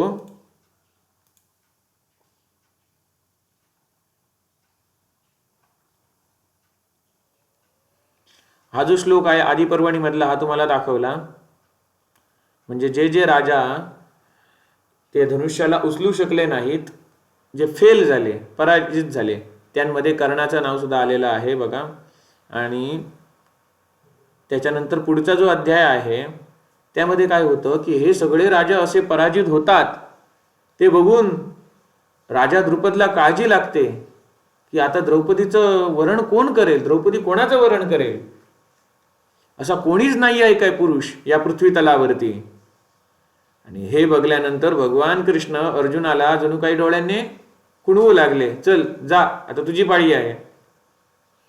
आणि अर्जुन उठला तो बघून सगळ्यांचं लक्ष तिथे गेलं, अरे हा कोण ब्राह्मण बटू आलाय, ब्राह्मण बालक आलेला आहे आणि जे क्षत्रियांना जमलं नाही ते ह्याला जमणार का, असे सर्वजण म्हणू लागले. मग अर्जुन इंद्राचा जसा ध्वज लांब असतो तसा उंच अर्जुन, इंद्राच्या ध्वजा समान उंच असलेला अर्जुन उठून धनुष्याकडे जातोय. ते बघून मोठमोठे ब्राह्मण जोरात कोलाहल करू लागले. काही जण होते ते उदास झाले, कारण त्यांना काय वाटलं, क्षत्रिय करू शकले नाही ते ब्राह्मण करू शकणार का, हा उगा त्याची लाज जाणार, आमची लाज घालवणार सगळ्यांच्या पुढे. तर काही जणांना आनंद झाला की याला आपण प्रेरणा देऊया, आपण नाराज व्हायचं नाही. आणि ते सर्व ब्राह्मण एकमेकांमध्ये चर्चा करू लागले. काय तर हा श्लोक बघा, हा 4 नंबरचा श्लोक, त्यामध्ये स्पष्ट म्हटलंय ते ब्राह्मण एकमेकांमध्ये चर्चा करू लागले. कर्ण और शल्य आदि बलवान धनुर्वेद परायण तथा लोक विख्यात क्षत्रिय जिसे झुका तक नहीं सके, उसी धनुष्य पर अस्त्र ज्ञान से शून्य और शारीरिक बल की दृढ़ि से अत्यंत दुर्बल यह निरा ब्राह्मण बालक कैसे प्रत्यंचा चढ़ा सकेगा. म्हणजे कर्ण आणि शल्यासारखे बलवान धनुर्वेद परायण तसे लोकविख्यात क्षत्रिय सुद्धा या धनुष्याला वाकवू सुद्धा शकले नाही. म्हणजे प्रत्यंचा चढवायला वाकवावा लागतं ना धनुष्य, हे वाकवू सुद्धा शकले नाहीत. त्याच धनुष्यावर हा जो ब्राह्मण आहे, जो अस्त्रज्ञानाचे पासून शून्य आहे, ज्याला अस्त्रज्ञान आणि न जाणणारा ब्राह्मण, शारीरिक बलाने जो कमजोर असणारा हा जो काही ब्राह्मण दिसतोय, हा कसा काय, हा ब्राह्मण बालक कसा काय त्याच्यावरती प्रत्यंचा चढविल, असे ब्राह्मण म्हणू लागले. म्हणजे या श्लोकामध्ये पुन्हा उल्लेख आलेला आहे की कर्ण प्रत्यंचा चढवू शकला नाही. अशा प्रकारे जेव्हा ते ब्राह्मण एकमेकांबरोबर गोष्टी करत होते, त्यावेळेला अर्जुन त्या धनुष्याच्या जवळ गेला आणि बाकीचे हे सगळे कर्ण दुर्योधन डायरेक्ट उचलायला गेले होते धनुष्य, पण अर्जुनाने तसं नाही केलं. अर्जुनाने काय केलं? अर्जुनाने पहिली त्या धनुष्याभोवती चारही बाजूने प्रदक्षिणा घातली, नमस्कार केला पहिल्या धनुष्याला, चारही बाजूने प्रदक्षिणा घातली. त्यानंतर भगवान श्री कृष्णाला नमस्कार केला, भगवान महादेवांना नमस्कार केला आणि मग त्या धनुष्याला स्पर्श केला आणि सहजच त्याने तो धनुष्य उचलला. सहजच त्याने तो धनुष्य उचलला आणि तिथे 5 बाण ठेवलेले होते, त्यापैकी त्याने एक बाण घेतला आणि वरती जो छिद्रवालं जे यंत्र फिरत होतं, त्या यंत्राच्या छिद्रावरती मन एकाग्र केलं आणि त्या छिद्रातून लक्ष वेध करायचा होता. अर्जुनाने 5 बाणातला पहिलाच बाण घेतला, ताणला, भगवान कृष्णाचं चिंतन केलं, महादेवांचं चिंतन केलं, धनुष्याला नमस्कार केला आणि जो बाण सोडला तो त्या छिद्रातून गेला आणि जे लक्ष गाठलं आणि सगळीकडे हाहाकार माजला. सगळे जे ब्राह्मण होते ते अत्यंत प्रसन्न झाले हे बघून, भगवान कृष्ण सुद्धा प्रसन्न झाले आणि हे बघून सगळे क्षत्रिय होते ते काय झाले? विचलित झाले. हे काय करू लागले? आणि सगळे म्हणू लागले काय? रुक्म, सुनीत, वक्र, कर्ण, दुर्योधन, शल्य तथा शालू आदि धनुर्वेद के पारंगत विद्वान पुरुष सिंह राजा लोग महान प्रयत्न करके भी जिस धनुष्य पर डोरी न चढ़ा सके, प्रत्यंचे जे चढवू शकले नाहीत, त्याच्यावरती अर्जुनने पलक मारते ही प्रत्यंचा चढा दी. पलक मारते म्हणजे आपण निमेष मात्रात अर्जुनाने, डोळे आपण झाकतो काय आणि उघडतो काय तसे सहज अर्जुनाने त्याच्यावरती प्रत्यंचा चढवला आणि त्याने ते 5 बाण आपल्या हातामध्ये घेतले आणि शेवटी त्या छिद्रातून बाण मारून पहिल्याच बाणात ते लक्षवेध केला. लक्षवेध केल्यानंतर द्रौपदी अत्यंत प्रसन्न झाली आणि द्रौपदीने त्याला अर्जुनाच्या गळ्यामध्ये माळ घातली. मग हे बघून सगळे जे क्षत्रिय होते ते चिडले, हे काय ते बरोबर नाही, हे आमच्या बरोबर वाईट झालं असं समजून हे सर्व जे क्षत्रिय होते ते आता अर्जुनला आणि मारायला आले. त्यामध्ये अर्जुनला मारायला आले त्यावेळेस पांडव जे ब्राह्मण वेशात होते ते सुद्धा उठले, ब्राह्मण वेशधारी पांडव सुद्धा उठले आणि ते आता अर्जुनची सहाय्यता करायला गेले आणि इतर सुद्धा ब्राह्मण तिथे युद्ध करण्यासाठी आले क्षत्रियांच्या विरोधात. तर काही क्षत्रिय म्हणू लागले, ही जी कन्या आहे द्रौपदी, चला हिलाच मारून टाकूया, आम्हाला प्राप्त नाही झाली तर आम्ही कोणालाही प्राप्त होऊ देणार नाही या सुंदरीला. आणि असं बघल्यानंतर अर्जुनाने जो काढला धनुष्य आणि एकाला पराजित करायला सुरुवात केली, त्याचबरोबर भीमाने एक मोठं झाड कुपळलं आणि त्या झाडाद्वारे सर्वांना भीमाने पाडायचा प्रयत्न केला, सर्व क्षत्रियांना. आणि अशा प्रकारे तिथे हाहाकार माजला आणि दुर्योधन याने भीमाला जवळून बघलं, हा चेहरा ओळखीचा दिसतोय, लाक्षागृहात आम्ही यांना जाळायचा प्रयत्न केला, हा जिवंत कसा? दाढी वगैरे वाढवून ब्राह्मणाच्या वेशात राहतात. कर्ण आणि अर्जुन समोरासमोर आले. कर्णाने बघितलं, अरे आम्ही ती योजना केलेली अर्जुनासहित पांडवांना कुंती सहित भस्म करायची, तिथे तर आम्हाला 5 प्रेत मिळाली होती आणि एक बाईचं प्रेत सुद्धा मिळालं होतं, ते पांडवांचं नव्हतं तर ते कोणतरी वेगळेच होते, अर्जुन जिवंत कसा? आणि अर्जुन म्हणतो, अरे विचार कसला करतोस, ये सामना कर. आणि त्या दोघांमध्ये युद्ध झालं. अर्जुनाने कर्णाच्या अस्त्रांचं निवारण केलं, त्याचप्रमाणे कर्णाने सुद्धा अर्जुनाला टक्कर द्यायचा प्रयत्न केला, पण कर्णांनी शेवटी हार मानली आणि कर्ण म्हणाला, मी कधी ब्राह्मणावरती शस्त्र चालवत नाही, कारण अर्जुन ब्राह्मणाच्या वेशात होता ना, मी कधी ब्राह्मणावरती शस्त्र चालवत नाही असे म्हणून कर्णाने त्या युद्धातून पळ काढला. कर्ण आणि अर्जुनामध्ये झालेलं हे पहिलं युद्ध आहे ज्यामध्ये कर्णाने पळ काढला. अशीच पुढे तुम्हाला मी आणखी 5 युद्ध सांगणार आहे ज्यामध्ये कर्णाने अर्जुनासमोर पराजित होऊन युद्धातून पळ काढला होता. महाभारतातील मूळ श्लोकांसहित पुरावे दाखवणार आहेत, कादंबरीमधून नाही, मूळ ग्रंथामधून. तर त्यानंतर हे सगळे जे क्षत्रिय होते ते सुद्धा पराजित झाले भीमाद्वारे भीम आणि शल्य यांचं युद्ध झालं होतं. भीमाद्वारे शल्य सुद्धा पराजित झाला. आणि अशा प्रकारे पांडवांनी द्रौपदीला प्राप्त केलं. आणि मग पांडव हे आता आपल्या आईला चांगली बातमी द्यायला गेले. आता तुम्हाला जो सांगितला कर्ण घाबरून पळाला, मी ब्राह्मणावरती वार करत नाही असं सांगून घाबरून पळाला, तो श्लोक आहे, तो हा अध्याय आहे. तुमच्या समोर श्लोक दाखवतो. हे बघा, कर्ण उवाच,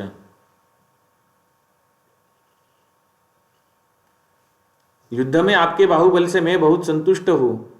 आप में थकावट या विषाद का कोई चिन्ह नहीं दिखाई देता. म्हणजे अरे ब्राह्मणा, त्याला आता समजलं की हा अर्जुन आहे, तरी पण नाटक करतोय की अरे ब्राह्मणा, तू कधी दमत नाही आहेस, तुला थकावट येत नाही, असं काही थकण्याचं तुझ्यामध्ये चिन्ह दिसत नाही. आपने सभी अस्त्र शस्त्रों को जीतकर माने अपने काबू में कर लिया है. तू सगळ्या अस्त्रशस्त्रांना जिंकला आहेस आणि तुझ्या काबूमध्ये आहेत. विप्रशिरोमणे, आप बुद्धिमान धनुर्वेद है या परशुराम, अथवा आप स्वयं इंद्र है या अपनी महिमा से कभी च्युत न होने वाले साक्षात भगवान विष्णू है. आपल्या महिमेने कधी तो च्युत होत नाही. च्युत होत नाही म्हणजे कधी आपल्या महिमेवरून, आपल्या पोझिशनवरून तो कधीच खाली पडत नाही. त्याची महिमा कधीच खाली पडत नाही, म्हणून त्याला अच्युत हे नाव आहे भगवान विष्णूचे.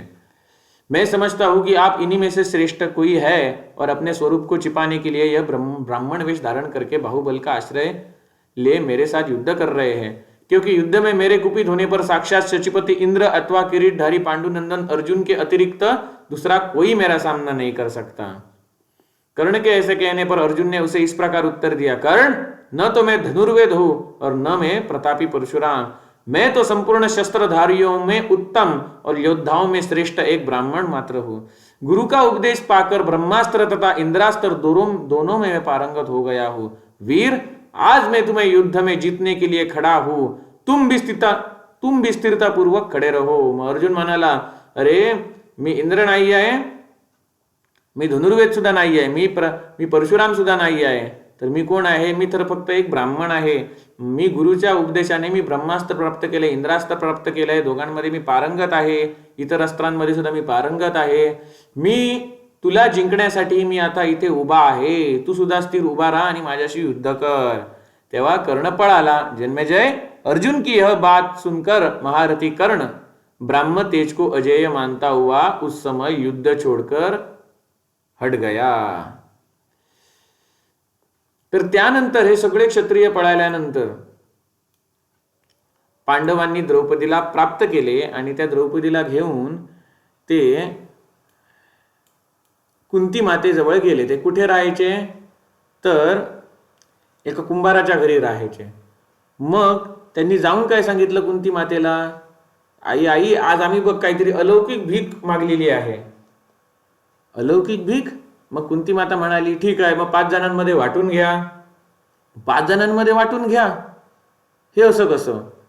आणि मग तिला जेव्हा समजलं की नारी आणली होती, स्त्री आणली होती यांनी, आणि स्वयंवराची गोष्ट त्यांना समजली, तेव्हा तिला कसं तरी वाटलं. तुम्ही आधी मला सांगितलं कशाला नाही? तुम्ही भीक म्हणून सांगितलं, मला काय माहिती होतं, पण मी आतापर्यंत कधीच खोटं बोललेलं नाहीये, म्हणून जे काही मी बोलते ते नेहमी सत्य होतं. मग आता ही सत्य कसं? मग ही बातमी जेव्हा द्रुपद राजाला लागली, तेव्हा द्रुपद राजाला हे मान्य नव्हतं की माझी जी एकुलती एक कन्या आहे त्याचे 5 पती, हे त्याला मान्य नव्हतं. म्हणून एक मोठी सभा झाली. त्या सभेचे अध्यक्ष कोण होते? वेदव्यास मुनी. आणि वेदव्यास मुनी यांनी आधी इतरांना बोलायला दिलं की तुमचं मत काय आहे, तुमचं मत काय आहे ते सांगा. मग हे प्रत्येक जण आपापलं मत सांगू लागले. आणि शेवटी वेदव्यासांनी महाराज द्रुपद समोर, म्हणजे द्रौपदीच्या वडिलांसमोर एक इतिहास दाखवला. त्यांच्या दृष्टीसमोर त्यांना जणू काही भूतकाळ दिसू लागला. आणि त्या भूतकाळात त्यांनी असा इतिहास दाखवून दिला ज्यामध्ये स्पष्ट होतंय की हे जे 5 पांडव आहेत ते एकाच इंद्राची 5 स्वरूपे आहेत. आणि ही द्रौपदी आहे, ही जी द्रौपदी आहे त्या इंद्राची बायको, इंद्राची सहचारिणी धर्मपत्नी सची हिचं स्वरूप आहे. म्हणजे इंद्र आणि त्याची धर्मपत्नी सची. सचीचा अंश कोण आहे? द्रौपदी आहे. आणि इंद्र याचे 5 अंश कोण? हे 5 पांडव आहेत, ज्यांना 5 भिन्न भिन्न देवतांनी कुंतीला सोपवले होते. युधिष्ठिर या अंशाला कोणी सोपवलं होतं? धर्मराजाने, यमाने. त्यानंतर वायुदेवाने भीमाला, इंद्राने अर्जुनाला आणि 2 अश्विनी कुमारांनी नकुल आणि सहदेवाला. मग हे नक्की काय रहस्य आहे? हे नक्की काय रहस्य आहे ज्यामुळे हा महाराज द्रुपद या लग्नासाठी, या नात्यासाठी, या रिश्त्यासाठी तयार झाला, या संबंधासाठी तयार झाला? वेदव्यासांनी नक्की इतिहासामध्ये त्याला काय दाखवलं? हे 5 एकाच इंद्राचे हे 5 अंश म्हणजे हे 5 पांडव आहेत आणि त्याच इंद्राच्या सहचारिणी शचीचा अंश म्हणजे द्रौपदी आहे. मग हे सिद्ध करण्यासाठी त्यांनी जो काही इतिहास दाखवला तो काय नक्की आहे, तो आपण विस्तृतपणे पुढच्या भागामध्ये बघूया. रामकृष्ण हरी.